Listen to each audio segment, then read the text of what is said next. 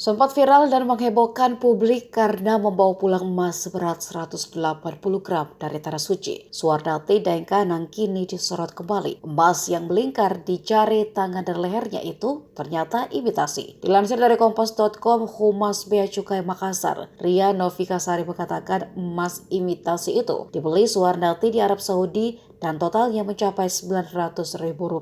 Ria juga mengatakan Suarnati cukup kooperatif saat diperiksa Bea Cukai terkait ratusan gram emas yang digunakan pulang dari Tanah Suci. Pernyataan Humas Bea Cukai Makassar berbanding terbalik dengan kata Suarnati Daeng Kanang saat tiba di Asrama Haji Sudiang Makassar pada Rabu 5 Juli lalu. Saat itu pengusaha burger di Makassar tersebut mengaku membeli emas dari Tanah Suci dengan harga 1,2 juta per gramnya. Dia menuturkan membeli emas dari Tanah Suci untuk memenuhi nazarnya.